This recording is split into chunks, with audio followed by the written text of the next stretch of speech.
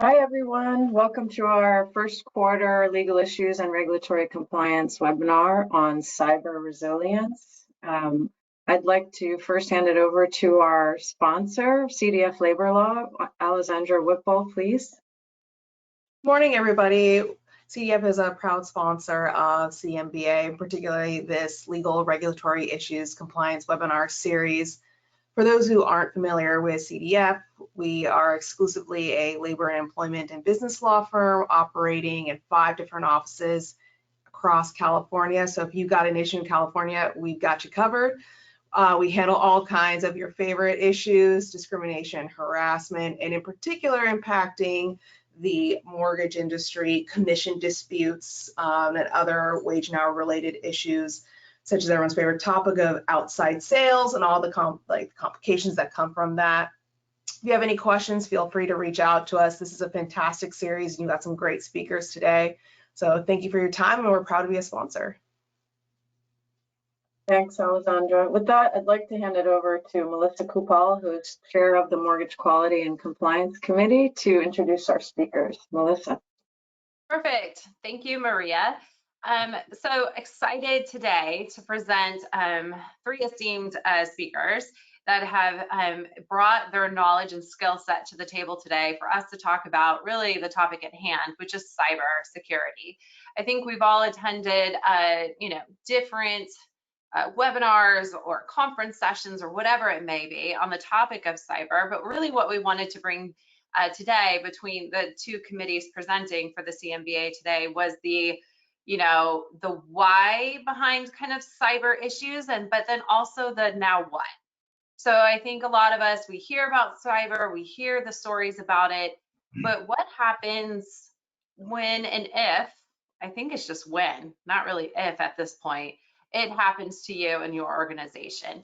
And kind of knowing that, the moment that you find out that something's gone awry, what are your next steps? Because those are quick next steps. And the team today is going to help educate and walk us through those important steps that we need to be apprised of. So I'll start off with Michael Wilson. Michael is the president and managing partner for Dragon 9 Partners. He has over 20 plus years of experience in the mortgage industry, taking on IT leadership positions such as a CIO, CTO, or CISO with several mortgage companies, including Loan Depot, Impact Mortgage, Plaza Home Mortgage, and Option One Mortgage. Welcome, Michael, today. Our second speaker is Greg Szewczyk, and he's a partner at the law firm of Ballard Spahr and the chair of the Privacy and Data Security Group. He assists clients in developing comprehensive privacy, data security, and incident response programs, as well as responding to incidents. So great skill set to have also on the call. Thank you, Greg, for joining today. And last but certainly not least, we have Violet Sullivan, who will be speaking throughout the presentation to give her insights due to the fact that she's an industry-leading cybersecurity and privacy attorney and certified information privacy professional who currently leads the Crum and Forster Cyber Solutions team, providing cyber insurance policyholders with value-added resources before, during, and after a cyber incident. So we've got a really good bench today to walk us through the presentation. So with that, I will hand it over to Michael to start the discussion today. Thank you, Michael. Good morning. Thank you, Melissa. I'm very honored to be here. So let's get right to it. The topic of my presentation is why are you at risk and what can you do about it? And I will give you my perspective as a CISO, CIO.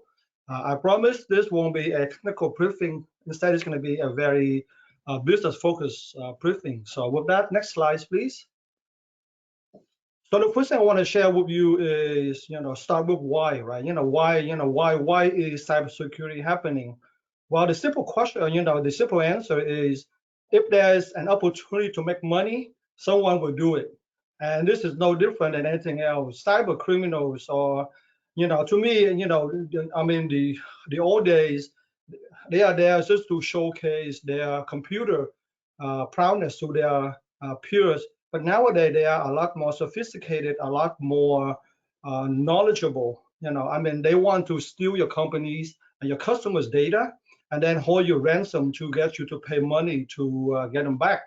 And these are just your typical cybersecurity criminals. I'm not talking about the state sponsors, actors like China or Russia. Those guys have a bigger, more, crazier purpose than that.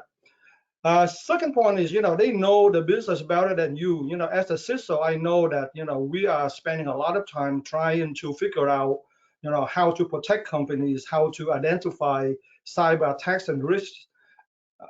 At the same time, the criminals are doing the same thing, and they are very good at what they're doing. They have their own dark web group. They trade secrets. They learn from each other. They know how to use tools.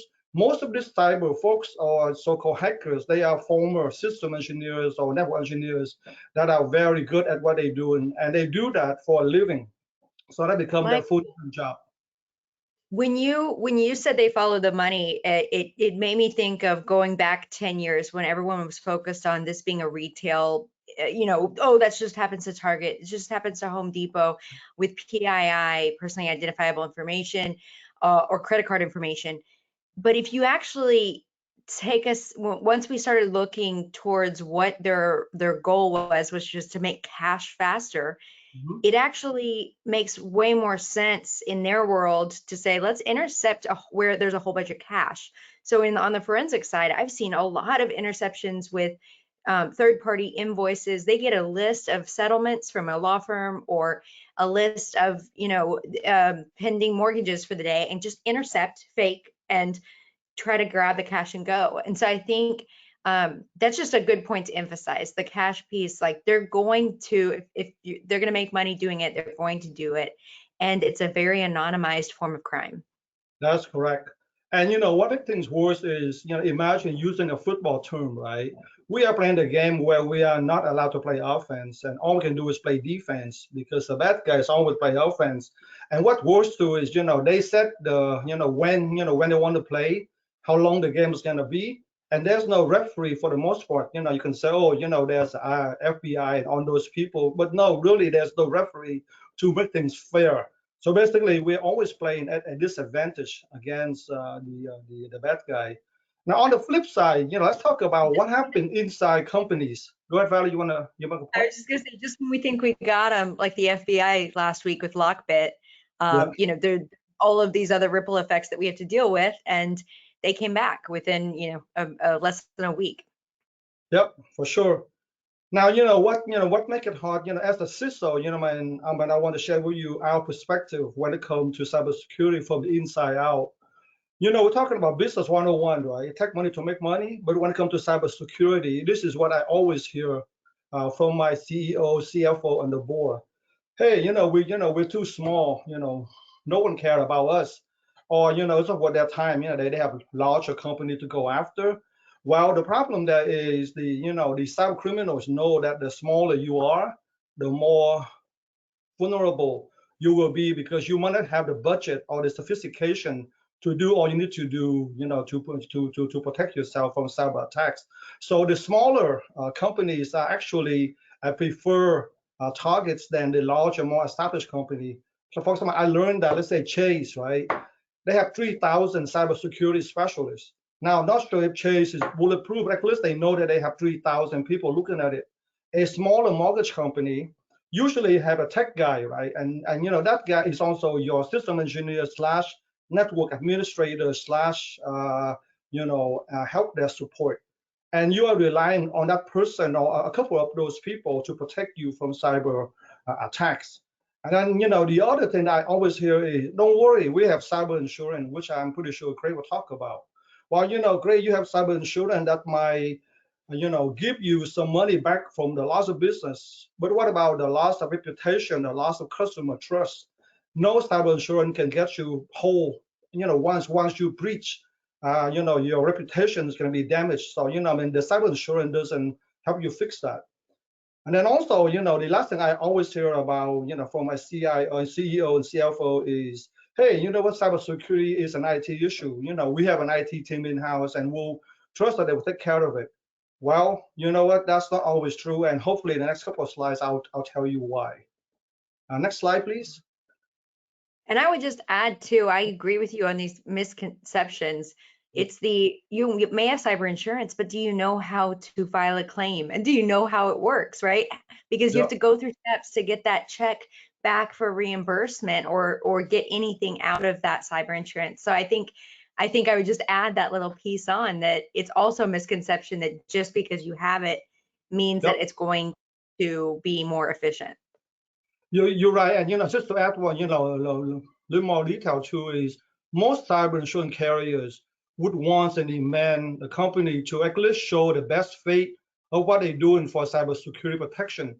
Because if you buy the insurance, but yet you do nothing to show that you are doing your best to protect yourself, then the claim would have a lot more difficulty in collecting, because they say, well, you know what, we have insurance, but you done nothing to protect yourself. So therefore, it's come down to negligence and whatever case. So, we might not want to pay you out the full amount that you wanted to. So stuff like that. That's being handled on the front end, though. Yep. That's on the underwriting side. So that's before you have insurance. So that's not something that they would ever pull back on a claim for those reasons. Yep. Anyway, so the next part is, there are 3 ways for the cyber criminals to get into your business, and I'll tell you why. The first and most effective way is is right through the front door. And you see, every company have their anti-phishing program. You know how, let's say it's 11:30 in the morning, and suddenly you sit there as an underwriter, and someone send you an email and say, hey, click here for a free coupon to In-N-Out Burger. And people say, oh God, I'm hungry. This is perfect timing. I'll click on it to get my free coupon. Next thing you know, you're compromised because you've been phished. And the more sophisticated attack is, the more hard. It's the harder to find. At first they start out with, hey, free coupon for hamburgers. Next thing you know, here's a free cruise, and then next thing you know, it could be an email that looked like it came from from Fannie Mae or Freddie Mac. Say, hey, here's a new landing guideline. You need to click on this to find out what's going on. And there are training that we put together to educate our end users to know what to do and what not to do. But however, sadly to say, the end user communities are very quick with their mouths, and sometimes they tend to forget where not to do or what not to do. So the front door is the easiest way. I would say most cyber attack can be right through the front door, because our employees are the people that the cyber criminals will target first. Now the side door, of course, you hear about Mr. Cooper or First American, Loan Depot, on those guys. The reason for the side door happened because there are many times where the information technology team didn't have the right security patch loaded onto the system, or they took their eyes off the ball because there are so many things to do. So then, if you have holes in your network, then the cyber criminal, because they are smart, they can find holes. They can hijack an IP address. They can go and look at an application where there is some openings, so they can get in the side door. And once they in, bad thing happens. So that's also happened fairly frequent. As I say, Mr. Cooper and Loan Depot recently, last 3 months, have experienced that. And I know those 2 companies have a lot of cybersecurity talents and people, but still, if they really focus on you, they'll get in somehow. The third way is through the back door, which is very rare, but also very devastating, because this is where you think that you've done everything right. Let's say if you have a partner, let's say you are a mortgage company that have a lot of brokers, you work with wholesale brokers. And so, I know Violet, my trusted broker. So she's always sends me customer files. She access my Empower or my Encompass, upload the client file. So I know that she's a trusted person. However, what you don't know is Violet might be compromised with her system a couple of days ago, because one of her employees just clicked on a phishing email. So now her entire network is compromised. But you don't know that until you receive a legitimate email from Violet coming into your environment. And next thing you know, you also be compromised. So the backdoor is very sophisticated. It's hard to detect. And sometimes, most of the time, when you detect it, it's a little bit too late because they're already in. So, those are the 3 ways the criminal can get into your system. I think too, the back door, I've seen one where there were 3 different individuals and no one knew in this relationship between the architecture person, the builder and the interior designer. They were all 3 in a communication. And one of the backdoor approaches I've seen even copied and pasted the below conversation so that the email that came back looked exactly like it was in the thread of trust. And that goes back to, Michael, your point on they're going to use urgency or curiosity or trying to gain trust. And doing that, we also see, and I'm sure Greg has seen a lot of people that try to emulate the head partners, because if you're, a newly hired young associate and they ask you to do something, you're going to do something, even if it sounds like silly, like the gift card idea. Yep. And just to go back and echo Violet's point about follow the money. There's a term called whale fishing, right? Not so-called phishing. The whale fishing means that these cyber criminals would go and talk to your CFO and say, hey, CFO, I am your CEO. The email say, why don't you transfer $150,000 to this account because I need to close the deal, right? And it looked very legitimate, as the email is coming from the CEO or someone that have, the authority to make a request. However, without verbal confirmation, that might be a phishing email. And once you send the money, there's no way to get it back. And this happened all the time. So I know that many companies have specifically trained their finance department, especially those that handling money, for example, closing department, can I say what? Do not send money on someone request through email. You always have to get verbal confirmation from the requester before you make that transfer, because that might be a phishing attempt or phishing attempt that's happened, right? And now we're adding, it's not just a verbal confirmation, but some other way of authentication because of the voice AI Yes.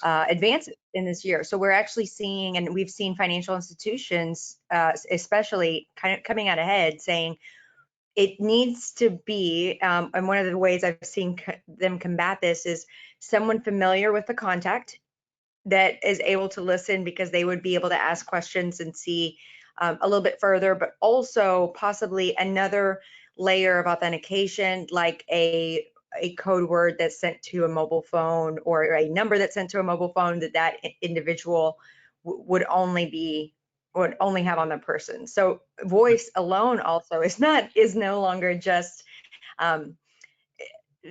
okay to move on an email request for money. And I would say it's not even money, it's big decisions. Like if you have a big change to a or authority request that says this is a big change in the way that we do things, usually it's wire transfer where we see it, but it could also be things like send me, like the big 2017 when all the big W-2 scams were going on, and send me a list of all your employees' W-2s.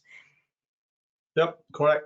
So then the next question you might have is, what and how can I stop these attacks? It's kind of scary. It seems like they have on the cards. Well, the sad reality is you can never totally stop everything. Eventually one will get through, especially if it's a state sponsor effort.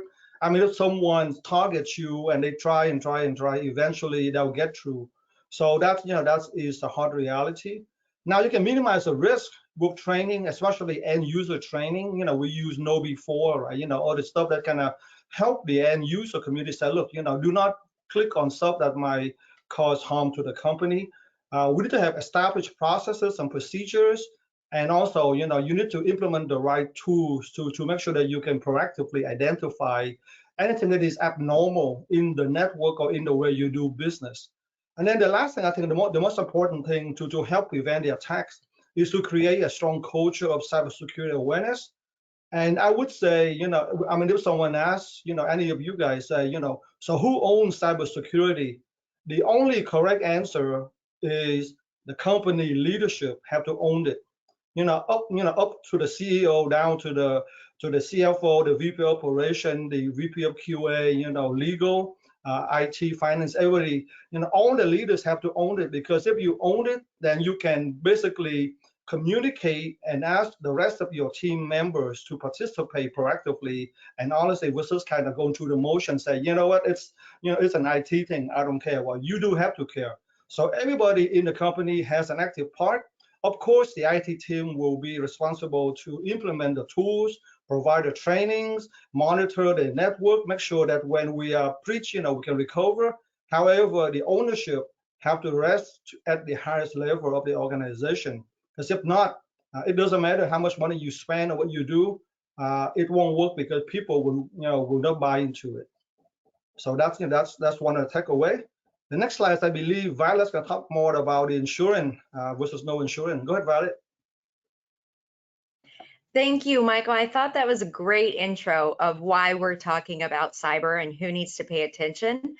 I think what I would love to come in and differentiate is before we talk about more details in the crisis, that your pathway in responding to a cyber event is going to look very different when you look at a company that might have insurance versus no insurance.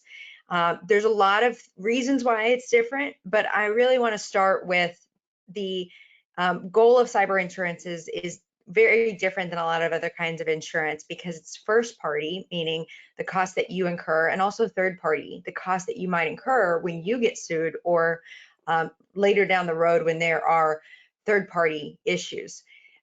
So because it has these really wide tentacles of ability to help you in terms of the holding the parachute of risk behind your IT, because to Michael's point, you can't 100% prevent it.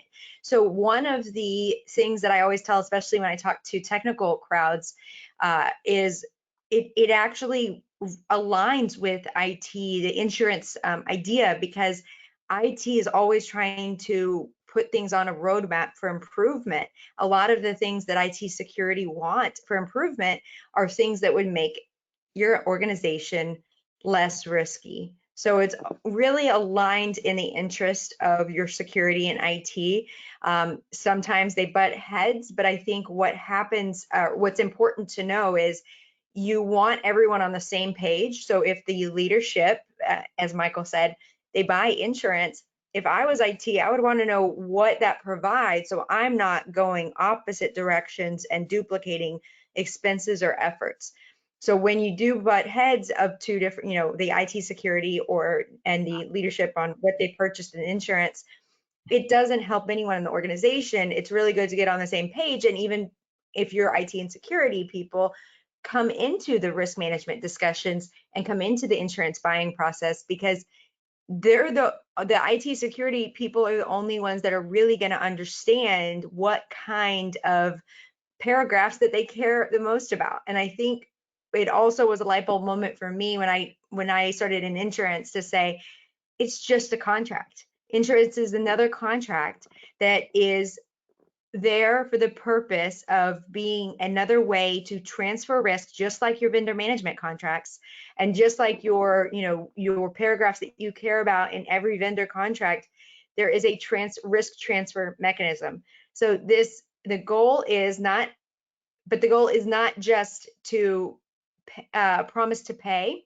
It's also a promise to protect. When you look at the way that the crisis works in insurance and non-insurance, it's very different. So I'm going to start off. If you don't have insurance, my first question would be, where do you go first, right?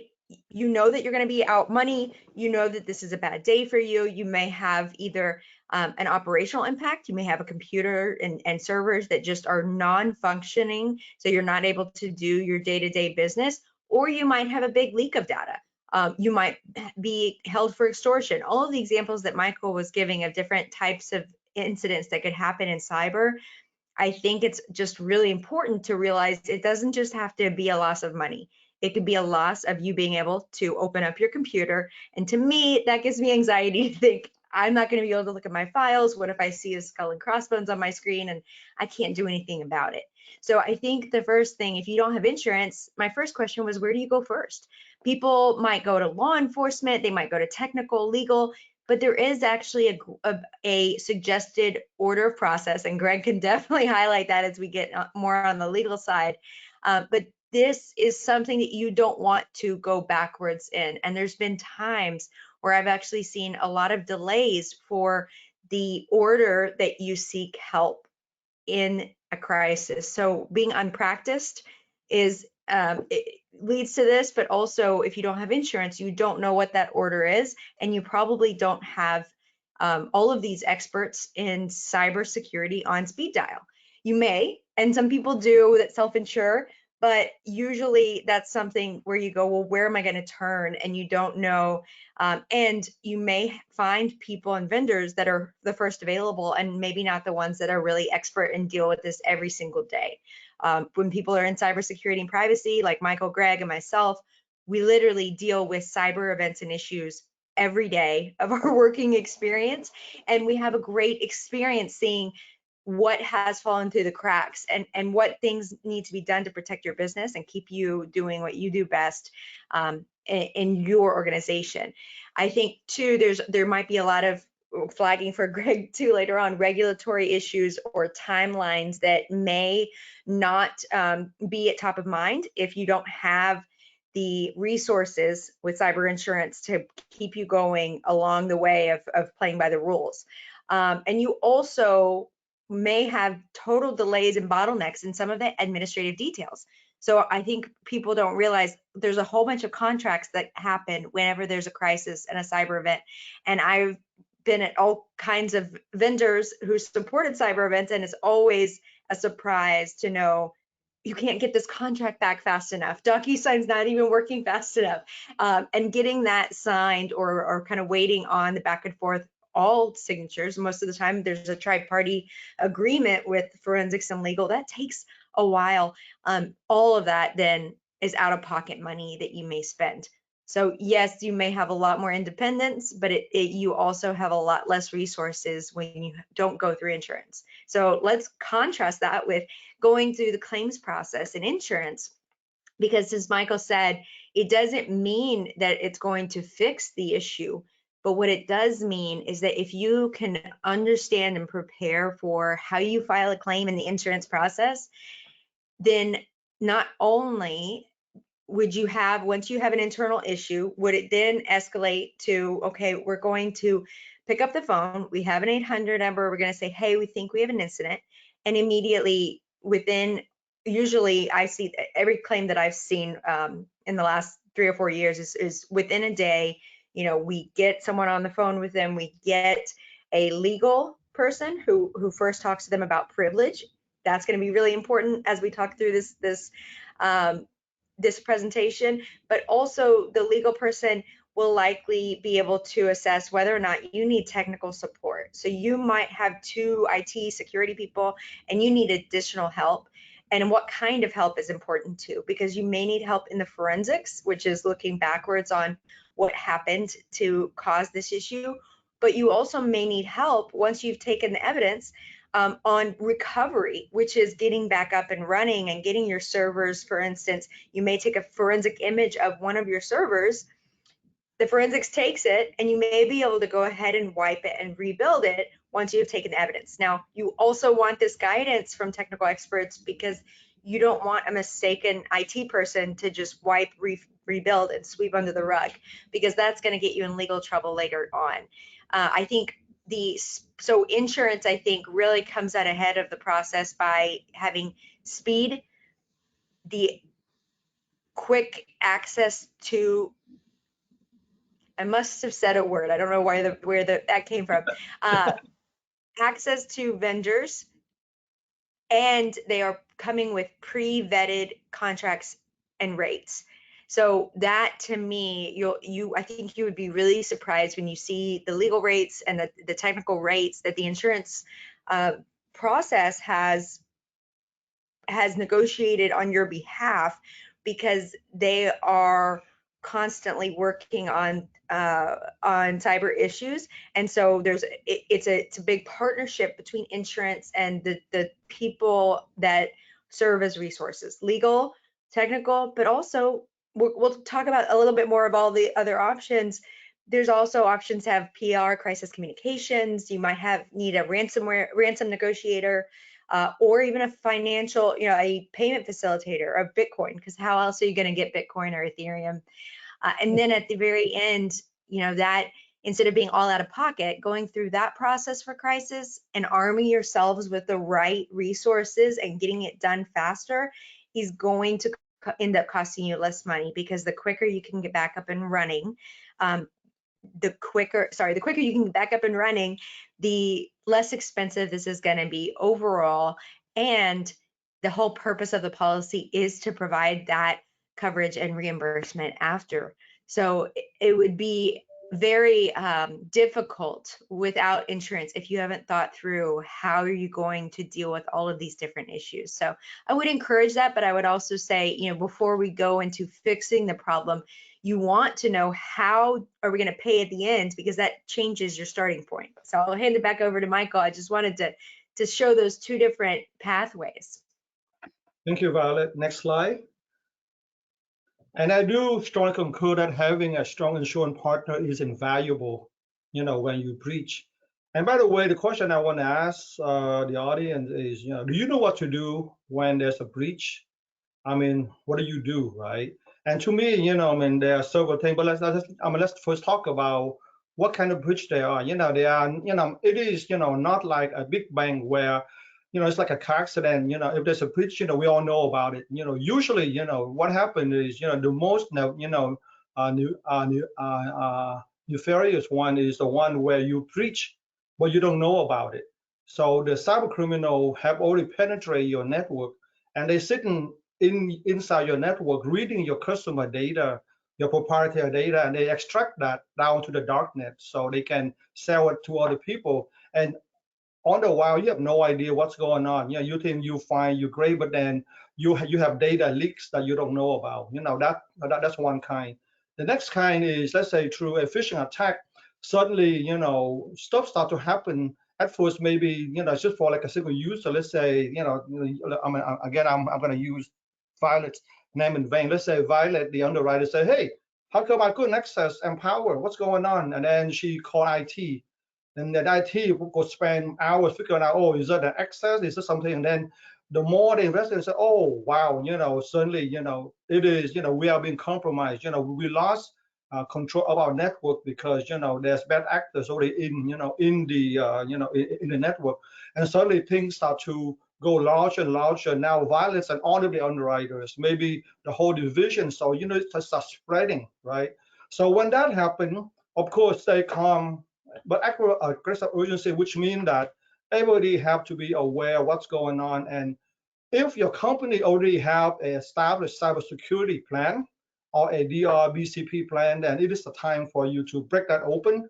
If you don't have it memorized and start using it, the plan for the first 3 or 4 pages should have a list of people that you need to gather together to create a crisis team, which means that, this team now has the authority, put the CEO or the board to act and direct traffic to contain this breach, right? And then, of course, based on that, and the crisis team gonna contact proper external help like the FBI, the cyber insurance for violence and other agencies, right? And then the one thing they do is you have to isolate the breach. For example, most network, the way that if you do it right, it is segmented into different sub network. And then even let's say the breach happened in one department, your IT team should be able to isolate that breach and contain it within one part of the company. The worst case scenario is if you get it, contaminate the entire company, then now, you should, but let's say you can contain it to one portion of the company, then you can take steps to shut that thing down to kind of make sure that people do not access the area where they're not to do that. Again, it's all should be described in detail in your cybersecurity plan, and this is where you break that out and start to execute it. One thing that I would say many companies forgot to do is communicate to all stakeholders, internal and external. Personally, my mortgage is with Mr. Cooper, and it took them at least a week or two to let me know that they've been breached. I knew about it the same day that they was breached because we have access to things that we can tell But it took them almost 2 weeks to let me as a consumer know they've been breached. Too late. I think, that's an area where, the sooner you can communicate with your stakeholders, the better, the more confidence they have that you are able to, get control of the situation. And of course, the legal department will run point and provide guidance on when and how to communicate. We all know that, no one should go talk to anybody external to the company without legal guidance. So that's go without saying. And the last thing I think you need to do is, again, this is my personal belief. Other people might feel differently, but never pay a ransomware demand, because if you pay it, they'll come back and ask for some more, right? I mean that's there's certain business decision where the CEO or the board have to make on your own pay, so you can resume operation and kind of minimize the publicity. That's one way. Or you can say, what, we have enough of a cybersecurity defense that we can quickly isolate, fix it, and get back into business without having to pay the ransomware. Especially to Violet's point, it take a while for Bitcoins and Ethereum to get transferred, and there's always a risk to doing that. So I would say never pay it, but it's up to you. That's your call. Can we play devil's advocate to Michael here? Can we throw out, like, Michael, say you have an organization that is, and I had someone call me 3 years ago on the breach hotline that was a husband and wife that owned a doctor's office. They ran it together. They had all their files. They had 0 backups. And they had relied on the third-party IT that was supposed to have backups, and they found out that that third-party IT person wasn't doing their job. They get a ransom. It's $100,000. It's not $1 million. It's somewhere in the middle between average ransom demands, and they have no way to continue on doing their livelihood, a husband and wife. What would you suggest? How do they take patients the next day without any data? Yeah, you know what?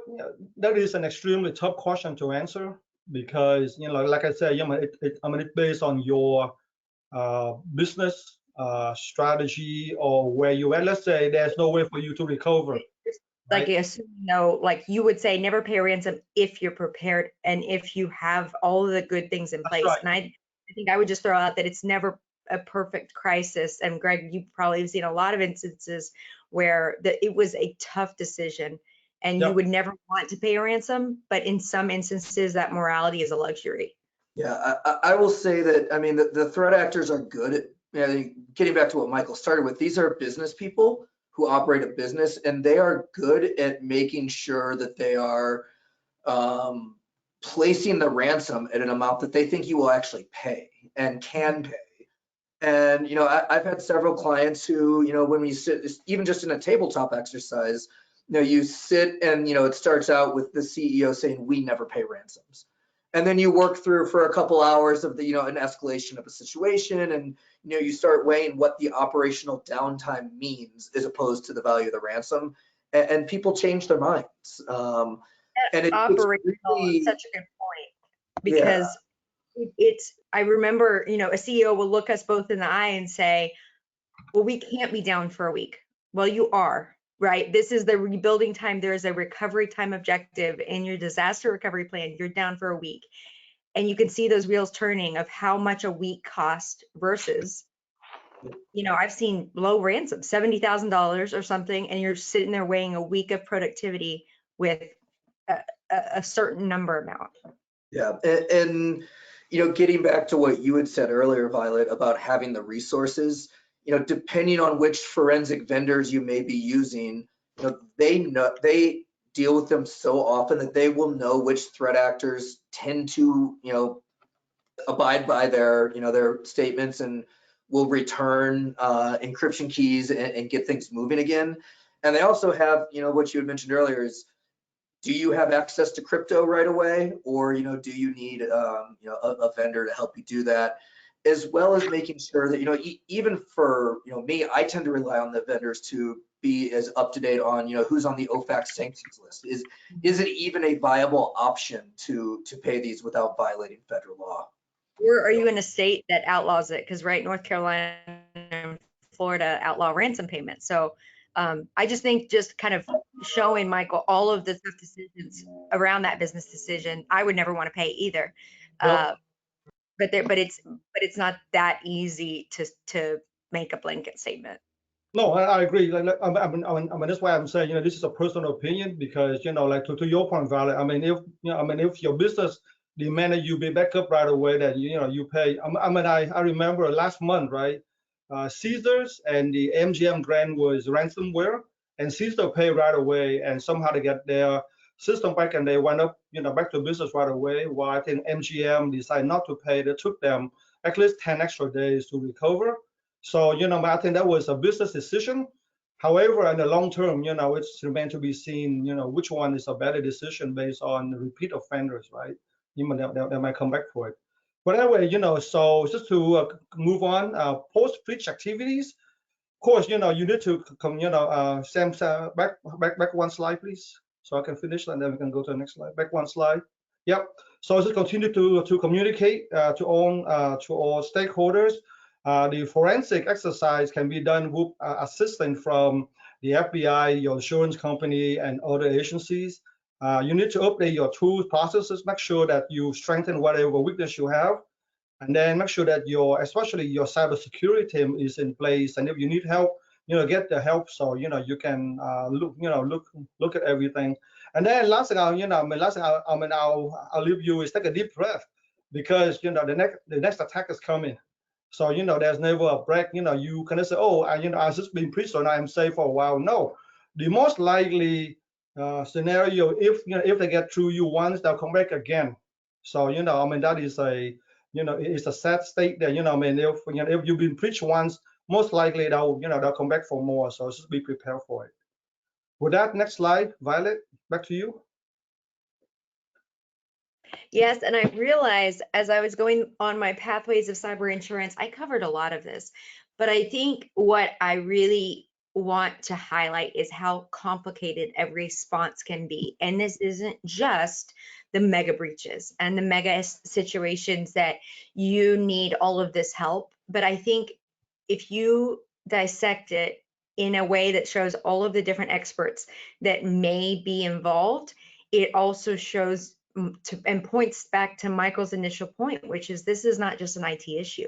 There are decisions to be made, bringing in outside experts, and this is so specific to the current date and time that you, to Greg's point, you have to look at the threat actor environment, you look at your own environment and how you're set up, and if you segregated like Michael told you to, then you might be in a better place and need less resources. But if you're on a flat network and you're worried that the threat actor is in and around everything, you need help. And the order of operations I would go, and I would say, number one, please don't call law enforcement first without counsel. You wouldn't want to go inside a police cell with cameras without saying, I need my counsel first.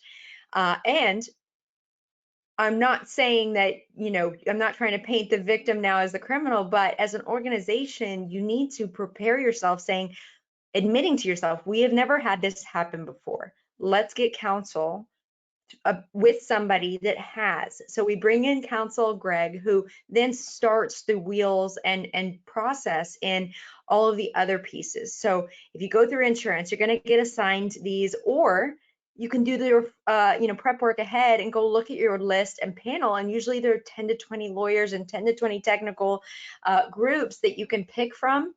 Get those ones that are in there, or if you have an alternative, stick up for that group that you want to be added into your cyber insurance plan.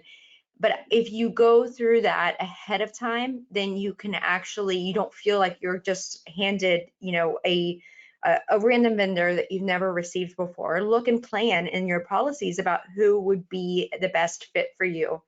And I would really encourage you to find a great lawyer, because that person's going to be quarterbacking this whole thing through the process of making sure that the communications to the employees, any communications to clients, board of directors, all of that is going to be helped by counsel. And then you may have a situation where you may have a need for not just forensics, figuring out what happened, which is likely going to be needed because most IT security people are not as familiar with the forensics tools needed to go backwards, looking through logs, trying to find all the analysis of the forensic image of each affected device or endpoint. You may need not just a ransom negotiator to for payment. You may actually use it. We've seen a lot of times that the ransom negotiators that are part of a forensics team, they might use it for a stalling technique. For instance, if bad guy says you have 12 hours and this demand, they may kind of come back and forth and communicate. It's actually really interesting. I thought it was so savvy until I went on the forensic side. And then I realized they kind of have to play a part depending on whatever company they're at. So if the threat actor reached out to, so-and-so in IT, they might just kind of sub into that position and kind of still talk like the person that they were engaging with initially, or they might play dumb and say, well, we don't really know what to do. Can you give us a little bit more time so that we can pull our ducks together and pull our ducks in a row? I've seen a lot of times that the negotiating tactic is used more for timing, and it's a kind of this coordinated effort with legal counsel, technical resources, but also timing to contain the issue, get any accounts reset that need reset, making sure that you are cleaning up what happened and then recovering the business processes and all of the assets that might have been affected. But even if you have a negotiator and you do pay, it's probably likely that the person typing on the computer to the bad guy in Russia is not the one that's also fulfilling the payment of cryptocurrency. Yep. So those two might be separate vendors, right? These are all separate contracts that you could have. Public relations are amazing. If you can bring them in, there might be situations where your event might not get to that threshold of needing this extra support, but this is someone that's on the insurance speed dial also. Because go back to the reputational harm we mentioned in the beginning, there may be a situation where even if you're a smaller company, you may have a really bad reputational hurt, because I've seen law firms of 30 lawyers where the threat actor emailed every single one of the clients from a client list and says, your lawyer doesn't care enough about you to pay a ransom, and all we asked for was X, and they didn't care enough, and so you should take your business elsewhere. So the public relations sometimes can be helpful, not just in big scale events that you see in the news, but also in very sensitive issues. And we also saw this with, there's been cancer hospitals that have taken, that have been hacked and pictures taken from those. And that's a very sensitive class. You may have the same issue with financial institutions and your mortgage groups to say, this may be extremely sensitive financial data that we really have to think about what it looks like to be out in the open, or what if this is made public. And then restoration is kind of more of that IT focus on rebuilding what you have. And you may also need for forensic accounting. So not just the technical side, but actual CPAs and accounting professionals that know how to calculate the business interruption loss, the BI loss. And then what if you have to mail a letter? You think about how you're going to put stamps and lick those envelopes for 200,000 pieces of paper. That is the business I started out in cyber 10 years ago, was working on the breach notification, mail vendor, call center side. And those organizations are often not even thought about, but it's almost impossible to do those kind of things in-house and to be able to facilitate the regulatory requirements of, do I need to get a physical piece of paper out? Do I need to stand up a website of breach notification? Or do I need to set up a call center? Because none of our, and I always go back to Home Depot because that was one of my first breaches that I worked on. But the question is, their customer service knows how to answer things about laying carpet down and cutting, plywood. They don't know how to answer what's the difference between a credit risk or credit monitoring, between credit monitoring and a credit freeze. So having the right people answer questions may be part of your customer service and your notification plan to just comply with regulators. And then you also might have litigation counsel. We're seeing a lot of data breach litigation coming out and a rise in other kind of privacy litigation. plaintiffs are starting to get and understand cyber. So they're pulling a bunch of people together and saying, we got hurt by your cyber event. And it's especially going to be important when there is a interception of money issue, and possibly a question of whose fault was it. And if it's confusing, like the backdoor attacks Michael said, it may end up in post-breach litigation. So this is then I would say somewhere in here, legal counsel will tell you when it would be appropriate to communicate with law enforcement and when it would be appropriate or you need to communicate with the regulators or AG in any state that you may be impacted. Hey, guess what? You don't have to just worry about California. You got to worry about any place that you have possible customers residing and or employees that you haven't deleted data from. So if you keep all 20 years of past interviews and past employee W-2s, you have to worry about all those places that those people moved, because it's about the actual affected personal information of the parties rather than just the place where you do business. And I just realized we have 10 minutes. So Greg, I just want to tee it up. And Michael has some more slides, but we need to make sure we fit in the legal side we're pointing to. Yeah, actually, I am good. We can next slide. I mean, it's just and then we can go to what to great. This is a slide that I love to give you guys to go back and ask your cybersecurity team. This is a NIST standard. Can I ask them? How do they identify what needs to be protected? How do they protect and detect the different threat actors, and how do they respond and recover if bad things happen? This is something that you can take back to your cyber security team and ask them if they do all of this stuff. If they do, great. If they don't, then we can help them get there. So I think this is a takeaway for you. And with that, I would say we can skip the next 3 slides I have because I think it's more like FYI. And I would like to hand this over to Greg to do his part. Thank you. Thanks, Michael. And Michael and Violet, jump in at any time while I'm talking as well. You guys have great insights, and I'm going to hit things quickly. I know we're a little short on time. I think the kind of a few takeaways, and you can go to the next slide after this too. A couple high-level takeaways are timelines are getting shorter for notifications. Regulators are getting stricter about what they're looking at. They're getting more experienced in investigating. Litigation's increasing, and I think this kind of came out when Michael and Violet were talking, but incident response and cybersecurity are not IT functions. They are a corporate governance issue, and that is something that is being required more and more expressly in regulations.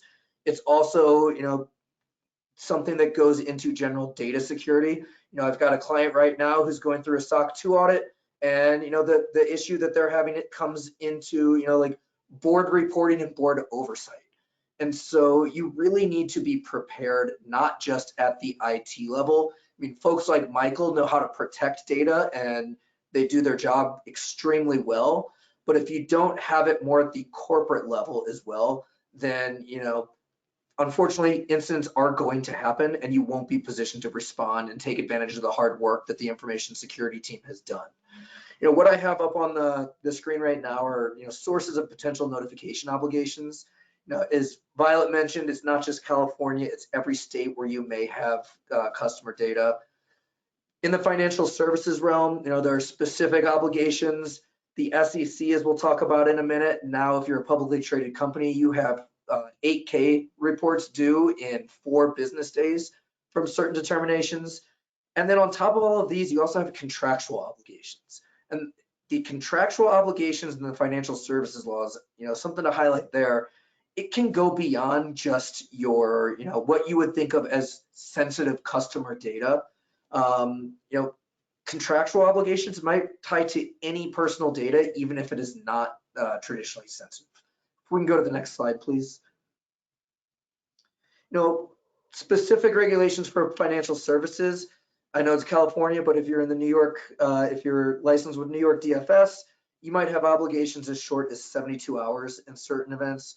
If you are paying a ransomware, there's a 24-hour notice to the superintendent, plus then a report 30 days later. If you're regulated by the FDIC or OCC or Federal Reserve, you might have obligations within 36 hours. And you know, the FTC has recently updated the safeguards rule to require notice within 30 days of incidents involving 500 or more consumers.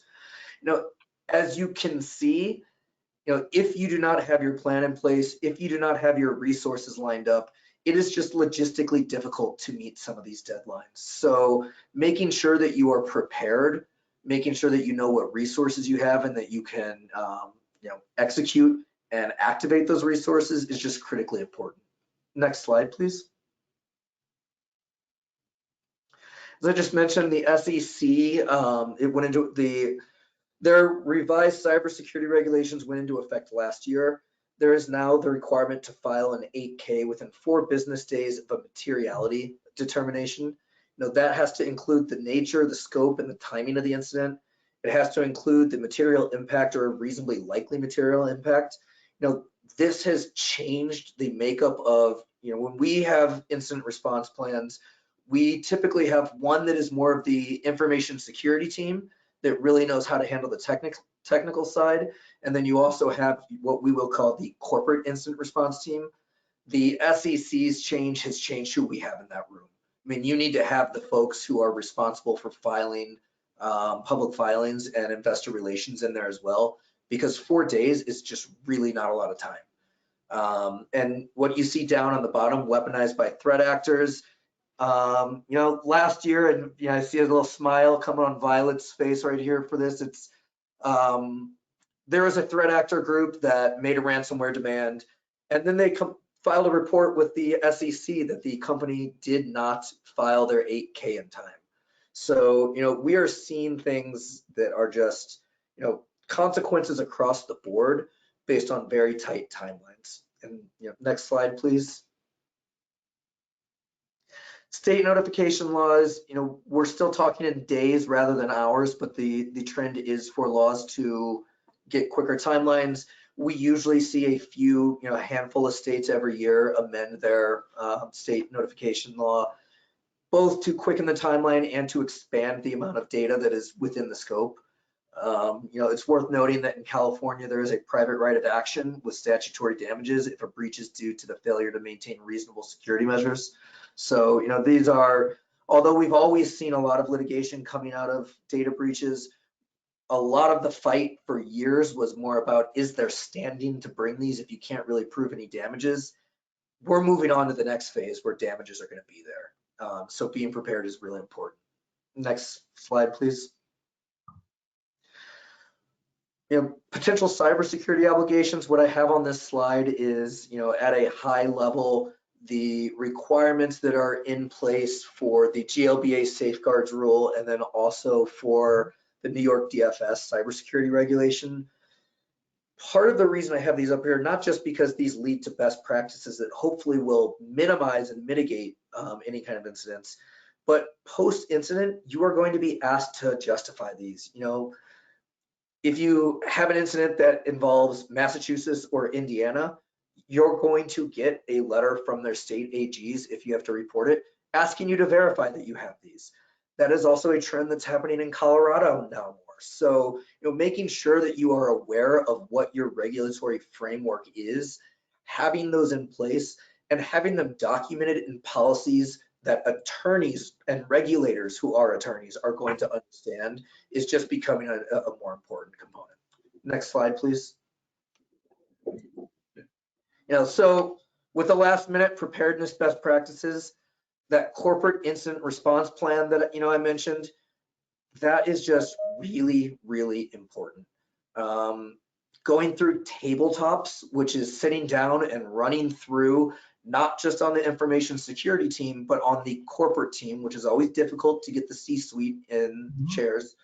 But the difference in, you know, it's a when, not if. Having had clients who have gone through tabletops on an annual basis, they perform better than clients who have not. You know, I've heard decision-making practice. Like really what I tell people is the reason you need the C-level in there is because if you don't have the real decision makers, then they're going to be the bottlenecks when there's a crisis, because they're not going to know how to think through that responding to a crisis and applying and being nimble with the plan. Yeah. And you know, I was on a panel last week and somebody used an analogy that I'm totally going to steal, which is responding to an incident can be like a marathon. You wouldn't go run a marathon without training in advance. All of this goes into the training. If you don't, you will perform worse and the consequences will be worse on the back end. You know, I know we're out of time here. Appreciate the opportunity to talk to everybody. And I think we have one more slide with everybody's contact info at the end, if I'm correct. But you know, I don't want to speak for Violet or Michael, but you know, I'm guessing like me that they'd welcome anybody reaching out wanting to talk more on these topics. You know, I think I've probably done an hour-long webinar on each of my slides that were up there. So you know, it's kind of like drinking from a fire hose. And we're all on LinkedIn too, so we're friendly. Yes. Well, thank you all for a great presentation. I know that you know, the threat of cybersecurity is very real. All of my members are take this very seriously, and I thought you gave some fantastic information on the topic, and so thank you so much. If you have a question for any of our speakers, you can type that into the questions dialog box, and I will see that and can pose that to our speakers. I did have a request for the slides, so if you would like a copy of the deck, you can email me, susan@cmba.com. I'll be happy to send you over a copy of the deck. I don't see any additional questions that have come in, but I also want to let you know, as I believe Violet had just mentioned, if you are would like to participate in any of our future quarterly webinars, you can follow us on our LinkedIn page, California MBA, or you can again email me directly. I'll be happy to add you to our email distribution list. And with that, I will close today's webinar. Again, thank you to our presenters. Thank you to Maria and Melissa and our leadership. And I appreciate all of you joining us today. Have a great one. Thank you. Thank you.